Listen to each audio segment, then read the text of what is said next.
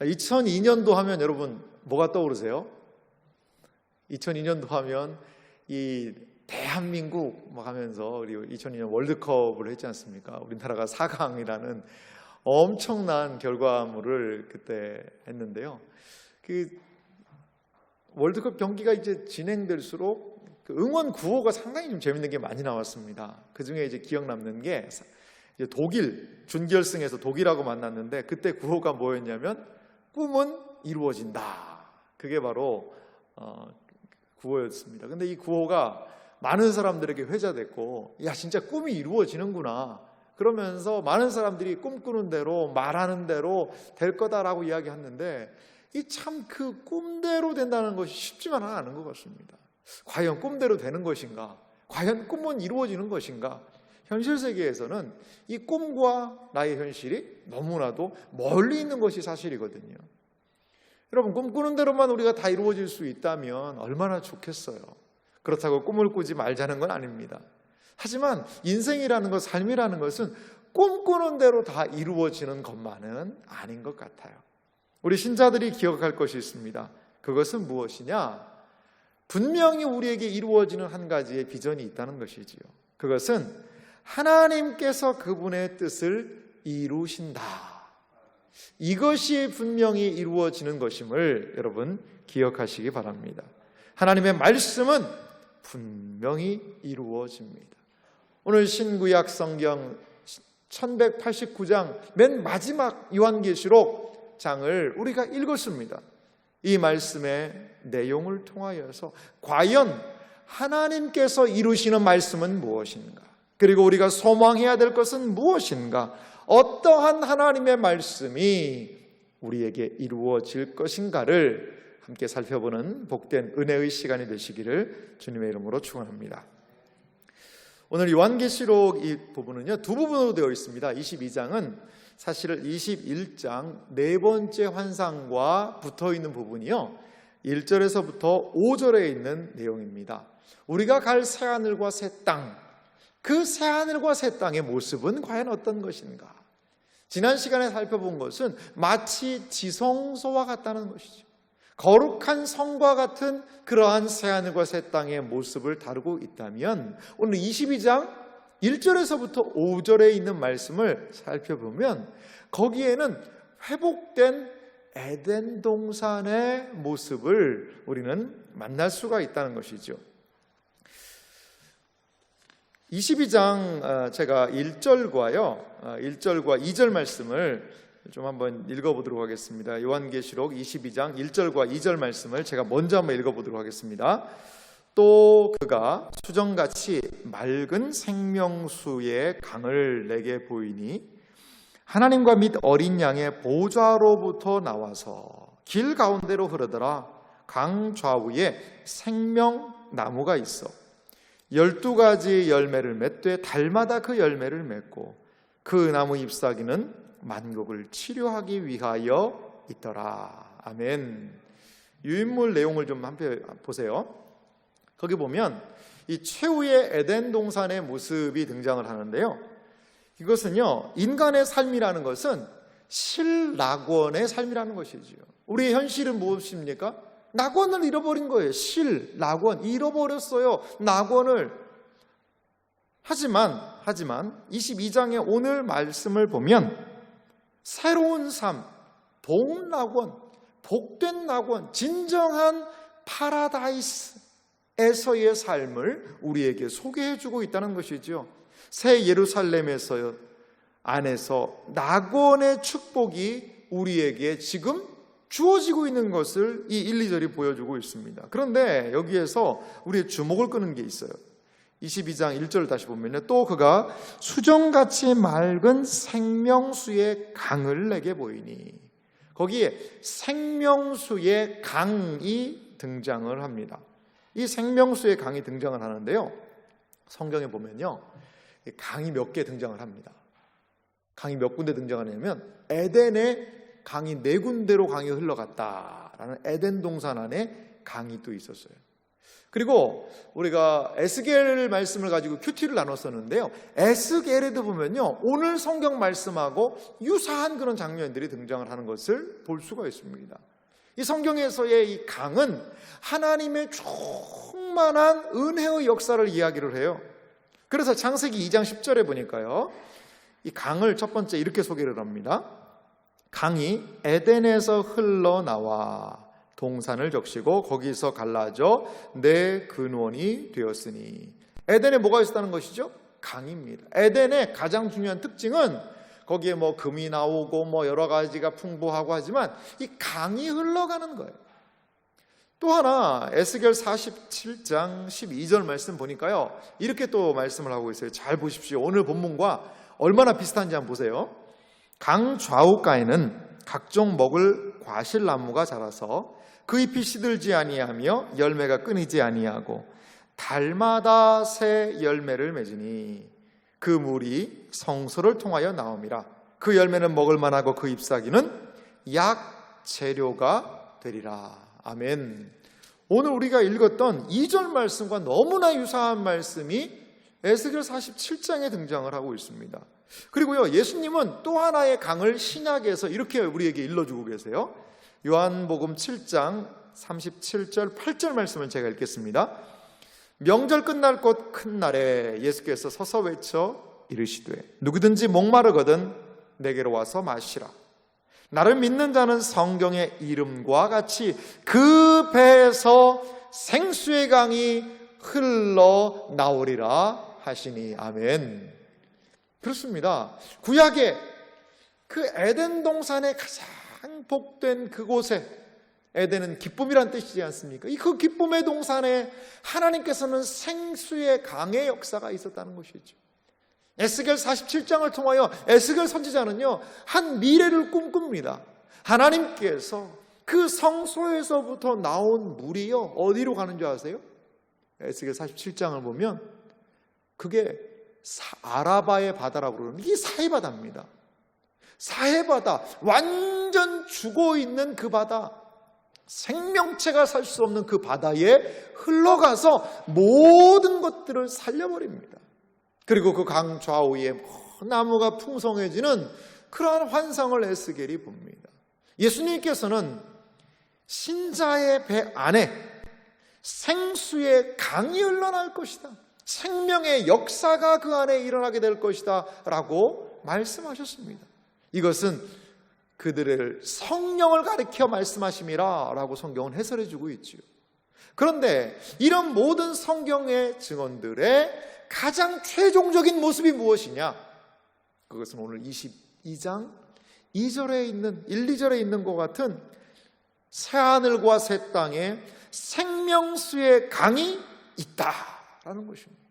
그 생명수의 강이 있다는 것이죠. 마치 첫 에덴 동산에 그 강이 흘렀듯이 새하늘과 새 땅, 마지막 우리가 갈 그 본향에도 생명수의 강이 흘러나가고 있다라고 성경은 말씀하고 있습니다.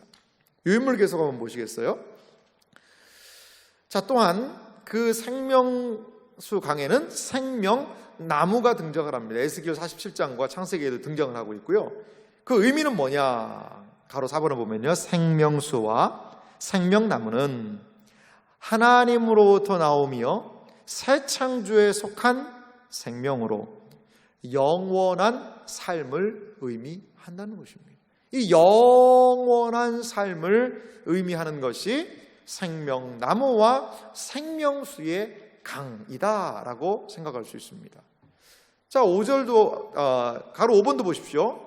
12가지 열매를 맺었다라는 그 표현이 있는데요, 거기에 이 달마다 열매 맺는 것은 풍성함과 새로움을 제공한다는 것이죠. 여러분, 이 달마다 열매를 맺는다, 참 신기한 표현 아니겠습니까? 1월부터 12월이 있어요. 근데 그 나무가 하나 있는데 1월 달에는 바나나, 2월 달에는 파인애플, 3월 달에는 사과, 4월 달에는 배, 복숭아, 뭐 천도복숭아, 뭐 이런 것들이 달마다 여러분 열매를 맺는다고 생각을 해보세요. 이게 얼마나 신기할까요? 이건 무슨 말씀이냐면 진짜 천국에 가면 야 그런 나무가 있어서 1월 달에는 신나게 바나나 따먹고 2월 달에는 신나게 파인애플 먹고 그러한 얘기만은 아닙니다. 뭐냐면 여러분 아무리 좋은 것도요, 아무리 좋은 것도 그거 계속하면 어떻게 될까요? 어떤 사람이 한 곳에 갔대요. 근데 거길 가보니까요 너무 좋더라는 거예요. 우와 여기가 천국이다 그렇게 얘기를 했대요. 막 꽃들이 피어 있고요, 그 뭐 아름다운 물도 흐르고 뭐 너무나도 거기가 아름다워서 야 여기가 천국이구나. 근데 한 2, 3개월 거기 있으니까 그러더래요. 여기가 지옥이다 그러대요. 지옥. 늘 똑같아. 늘 똑같으니까 이게 단조로운 거죠. 그래요. 해 아래 새 것이 없습니다. 해 아래 새 것이 없어요. 그래서 우리는 무엇인가 늘 새 것을 찾죠. 얼마나 사람들이 유행을 좋아합니까? 저도 이제 양복을 이렇게 입었잖아요. 이 양복을 입는데 이 양복이 얼마나 단조로워요. 그러니까 이 양복의 단조로움을 좀 피하기 위해서 이 단추를 가지고 사람들이 뭐 디자인을 합니다. 단추를 3개를 했다가 또 4개를 했다가 3개 했다가 다시 2개로 했다가 하나를 했다가 이 깃을 늘렸다가 좁혔다가. 그래서 여러분 옛날에 입던 옷 좀 패션 유행이 지나갔다 하면 어떻게 하면 돼요? 가만 두면 돼요. 그럼 다 어떻게 돼요? 다시 돌아와요. 그걸 뭐라고 불러요? 복고풍이라고 그래요. 복고풍. 그냥 이 세상 사람들은 그러니까 이게 단조로운 거예요. 그러니까 카라를 늘렸다가 줄였다가 단추를 올렸다가 내렸다가 그러면서 이 땅에 있는 단조로움들을 어떻게 극복하려고 몸부림을 치고 있습니다. 여러분 아무리 맛있는 음식이라고 그러도요 그거 한 10끼 드셔보세요. 아무리 맛있는 뷔페에서 진짜 맛있는 음식을 10번 연속 드셔보세요. 야 그냥 김치찌개 먹으러 가자 그럴 거예요 아마. 이 땅에서는요 새로움이 없습니다. 그런데 새하늘과 새 땅 생명강의 역사가 우리에게 보여주는 것은 뭐예요? 달마다 새로운 일, 날마다 달마다 새로운 것들이 충만한 것, 이것이 새하늘과 새 땅이 우리에게 주고 있는 은혜라는 것을 여러분 믿으시기 바랍니다. 자, 그래서 유인물 한번 다시 보시면요, 에덴으로의 복귀는 단순한 복귀가 아니에요. 창세기 3장 14절에서 19절에 보면 이 하와가 저주받는, 아담이 저주받는 그런 장면이 등장하는데요, 말하는 저주의 반전, 이 저주의 반전으로 그 중심에 하나님과의 교통이 있다는 것이지요. 새하늘과 새 땅의 가장 중요한 것은 무엇이냐? 하나님과의 끊어졌던 관계가 다시 교통하게 되었다. 단절된 관계의 회복을 통하여 이런 은혜가 있다는 것이지요. 자, 3절과 4절이 이것을 더 분명하게 일러주고 있는데요, 요한계시록 22장 3절 4절 제가 읽겠습니다. 다시 저주가 없으며 하나님과 그 어린 양의 보좌가 그 가운데 있으리니 그의 종들이 그를 섬기며 그의 얼굴을 볼 터이요 그의 이름도 그들의 이마에 있으리라. 자, 유인물 계속 보겠습니다. 가로 1번은 이렇게 소개하죠. 하나님과의 온전한 교제는 얼굴을 보는 것으로 표현되고 있습니다. 이 구약에 신약에 또 얼굴과 얼굴을 맞대어 본다 이런 표현도 있고요, 하나님이 얼굴을 비치셨다, 그런 자비와 은총을 베푸셨다는 그런 의미가 있어요. 그것이 하나님과의 온전한 교제를 의미하죠. 2번도 보면요, 하나님의 얼굴을 보는 것은 하나님이 누구이신지에 대한 참된 이해와 하나님과의 올바른 관계를 나타내고 있다는 것이죠. 그런데 이것이 뭐라는 겁니까? 최종적인 복이라는 거예요. 신자의 최종적인 복, 종말론적인 복이 무엇이냐? 하나님과 올바른 관계를 맺는 것, 하나님이 누구이신지를 바르게 이해하고 깨달아 아는 것이라는 겁니다, 여러분. 그래서요, 3번도 보면 하나님의 얼굴을 보며 하나님과의 교제가 이루어지는 것은 구약 대제사장의 모습과 동일하다. 구약 대제사장은요, 하나님의 얼굴을 보는 사람이다라는 표현이 있어요.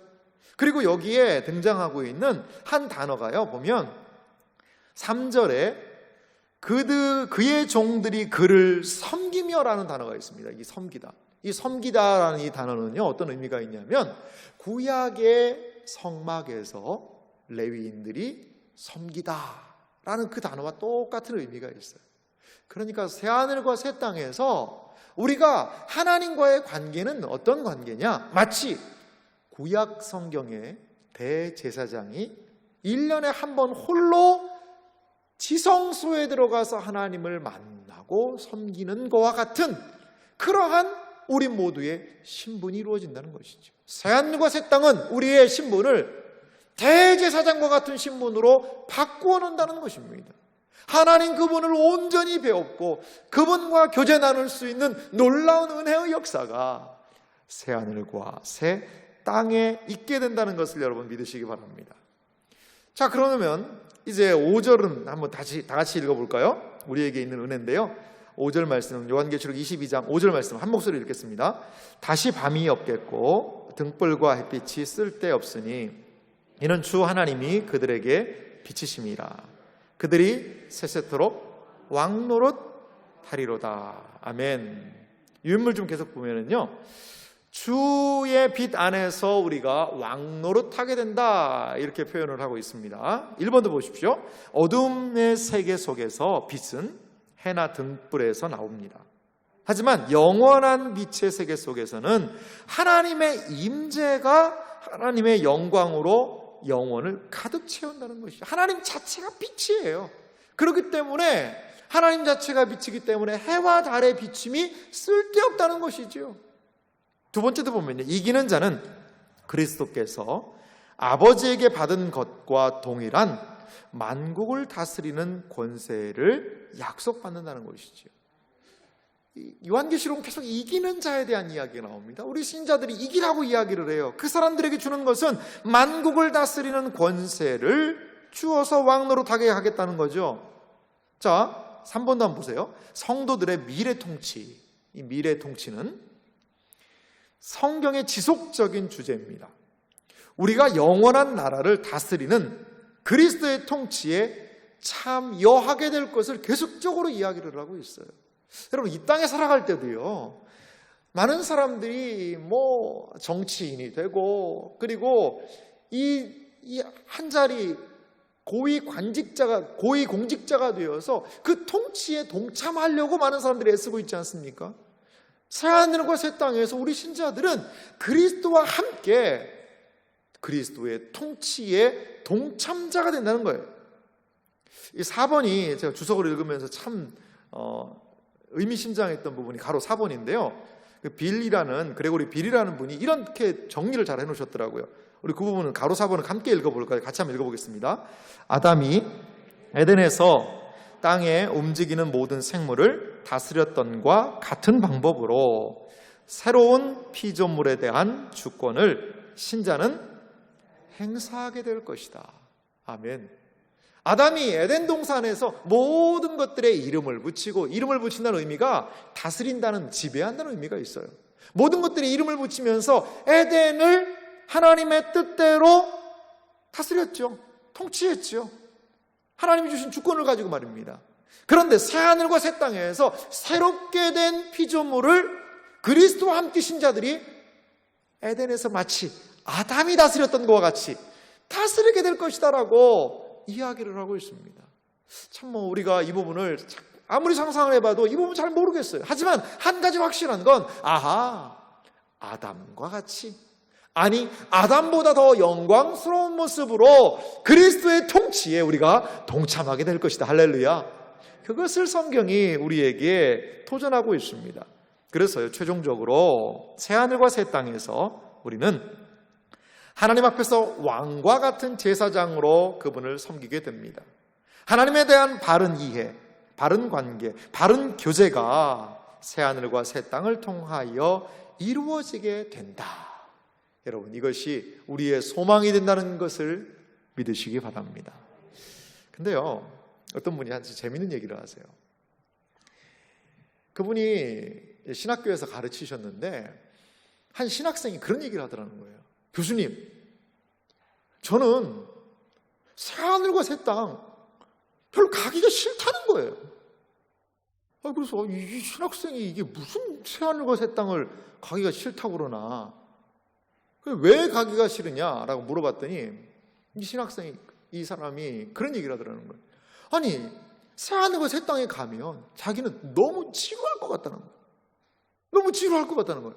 왜 지루하냐 했더니 날마다 그냥 나무 밑에 누워 자다가 배고프면 생명수 물 퍼 마시고, 그리고 열매 따 먹다가 또 잠 자다가 뭐 땡땡 종치면 자 예배 드립시다 그러면 가서 찬송가 꼬룩꼬룩 찬송하다가 예배 끝 그러면 가서 또 잠 자다가 생명수 물 퍼 마시고 열매 따 먹고 또 그러다 또 자다가 종치면 가서 같이 뭐 천사들하고 노래하다가 다시 또 와서 자고, 이게 하니까는 지루하다는 거죠. 이 땅에는 죄도 있지만, 이 땅에는 뭐 범죄도 있고 막 잘못한 것도 있지만 뭐 재밌는 드라마도 하고, 그리고 뭐 요즘에 뭐 야구 좋아하는 사람들 막 야구도 하고, 그리고 막 이 땅에 먹을 것도 얼마나 막 삼겹살 뭐 이런 것도 목살 뭐 이런 것도 막 구워 먹는 재미도 있고, 뭐 이 땅에는 그래도 다양한 재미들이 있는데 새하늘과 새 땅 가면 날마다 뭐 노래하자 찬양하자 뭐 생명수 물 마시고 열매 따 먹다가 뭐 늘어지게 자다가 너무 지루할 것 같다는 거예요.